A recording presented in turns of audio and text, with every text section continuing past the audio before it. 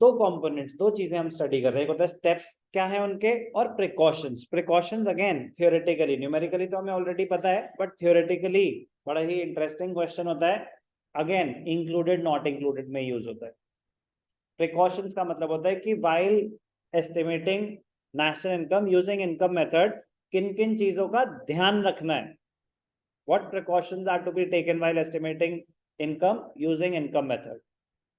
Number one, transfer income मत लो।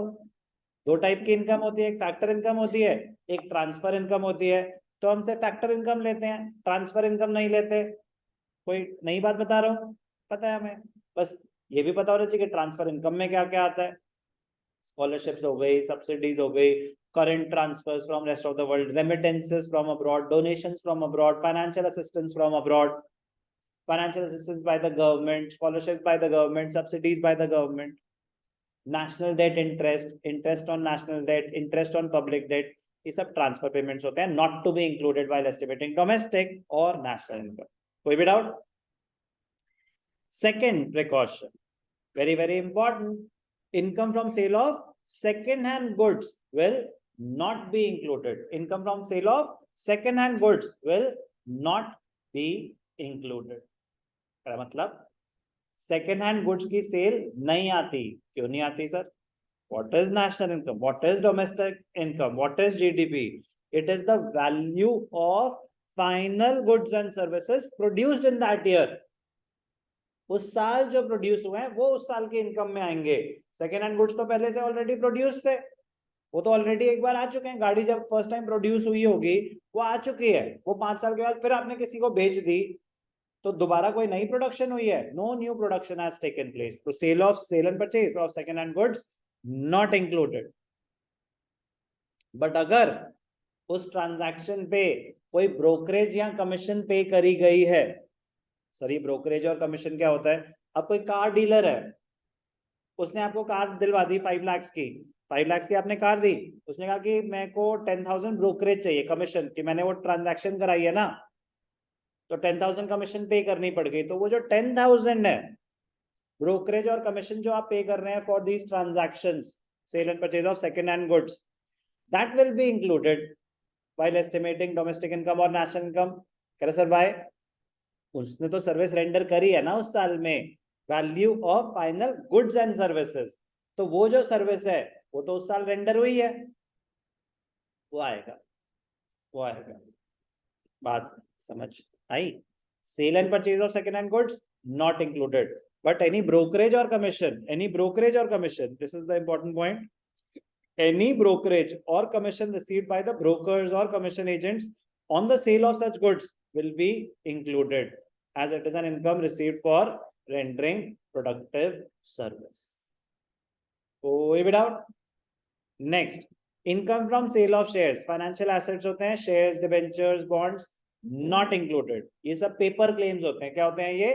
Paper claims. आपने shares खरीदे बेचे, they do not add to the production of goods or services, they do not add to the flow of goods and services। Shares खरीदे बेचे financial transactions है, बस एक change of title है। क्या कोई प्रोडक्शन हुई है? गुड्स और सर्विसेज जनरेट हुए हैं? नहीं। बट सर कंपनी ने जो शेयर्स इशू करे, कंपनी ने जो पैसा रेज करा, वो तो प्रोडक्शन के लिए ही करा। कंपनी ने जो लोन्स बोरो करे, डिबेंचर्स इशू करे, वो तो पैसे जो उन्होंने लिए वो तो कंपनी चलाने के लिए ही लिए। उससे तो जो वो गुड्स और सर्विसेज प्रोड्यूस करेंगे वो अलग से आ जाएंगे। बात हो रही है sale and purchase of shares, debentures, bonds, not included. Why? Paper claims, mere transfers, financial assets, such transactions do not contribute to the current flow of goods and services। These financial assets are mere paper claims and involve a change of title only, just a change of title, nothing else। Clear? बहुत important है। But again any brokerage और commission paid on such transactions, shares पे brokerage pay करनी पड़ सकती है, that will be included, that will be included, क्योंकि वो तो सर्विस रेंडर हो रही है ना, हो रही है। कोई doubt? Avoid capital gains. Capital gains क्या होते हैं? Capital gains, gains on sale of assets, gain on sale of assets. आपने एक प्रॉपर्टी खरीदी 50 लाख की, आपने बेच दी 55 लाख की, तो 5 लाख का गेन हुआ, कैपिटल गेन्स नॉट इंक्लूडेड। मैं तो कह रहा हूँ पूरी की प्रॉपर्टी ही नहीं आने वाली वो, क्योंकि सेकंड हैंड ही है। आपने घर खरीदा फर्स्ट टाइम जब वो ट्रांजैक्शन हुई होगी तब वो आ चुकी है। अब जब बार बार हो रहा है तो कोई नई प्रोडक्शन हो रही है क्या? नो नो, तो नहीं आएगी। बट कैपिटल गेन वो एक टर्म है, अब एग्जाम में क्वेश्चन आएगा कि capital gain included not included, not included, not included. 50 lakh की चीज थी, आपने 55 लाख की बेच दी, तो 5 लाख का जो गेन है, किसकी बात हो रही है? Capital gain, gain on sale of assets, gain on sale of investments, shares खरीदे बेचे, उस पर जो प्रॉफिट हुआ नॉट इंक्लूडेड। पूरी सेल वैल्यू ही नहीं आ रही, बट गेन की बात हो रही है, गेन नॉट इंक्लूडेड। कोई डाउट? कह रहे कोई नई प्रोडक्शन जोड़ी ना हुई है, वो तो आपका इनकम जनरेट हुई है। जो गुड्स हैं वो तो ऑलरेडी प्रोड्यूस थे, वो तो ऑलरेडी कंसिडर्ड है। अब जब आप रीसेल हो रही है, ये क्या हो रही है? रीसेल हो रही है, तो उसपे जो प्रॉफिट है ना वो भी नॉट इंक्लूडेड, वो भी not included. Windfall gains important है। विंडफॉल गेन्स, आपकी कोई लॉटरी लग गई, कभी लकी ड्रॉ में कुछ नाम निकल गया, विंडफॉल गेन्स, लॉटरीज, घोड़े की रेस में आप कुछ पैसे जीत गए, आईपीएल में कुछ जीत गए, they are not included, they are not included while estimating national income. कह रहे कोई प्रोडक्शन ऑफ गुड्स और सर्विसेज नहीं हो रही, कोई प्रोडक्शन ऑफ गुड्स और सर्विसेज नहीं हो रही। बट सर ये तो इलीगल इनकम है, इलीगल इनकम तो वैसे ही नहीं होती। नहीं, ये कोई इलीगल इनकम नहीं है। कहीं कहीं पे लॉटरीज एक लीगल बिजनेस माना जाता है। लॉटरीज गवर्नमेंट कंट्रोल्ड होती हैं और अलाउड है। हॉर्स रेसिंग भी गवर्नमेंट कंट्रोल्ड होती है, अलाउड है।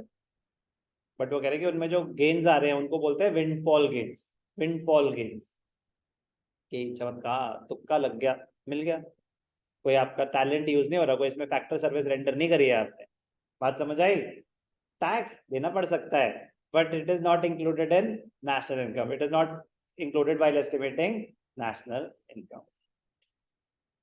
Again, very important, imputed value of services, imputed value of services provided by owners of factors of production। ध्यान से देखना, बड़ा इंटरेस्टिंग पॉइंट है। Services provided by the owners of production, imputed value of owner occupied houses। कैसी services है, ध्यान से देखना। ओनर्स ऑफ प्रोडक्शन यूनिट्स की बात हो रही है, किसकी बात हो रही है? Production units. क्या आप अगर कोई बिजनेस कर रहे हो, अगर आप कोई बिजनेस कर रहे हो, मैं बिजनेस कर रहा हूं, कोचिंग सेंटर चला रहा हूं, लैंड रेंट पे ले रखी है, तो रेंट पे करा, फैक्टर पेमेंट।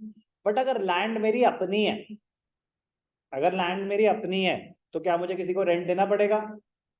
no. मुझे किसी को कोई रेंट नहीं देना पड़ेगा।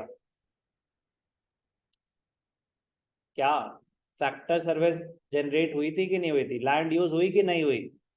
लैंड ने तो फैक्टर सर्विस प्रोवाइड करी, बट कोई फैक्टर पेमेंट देनी नहीं पड़ी, क्योंकि भाई साहब वो तो आपकी अपनी लैंड थी।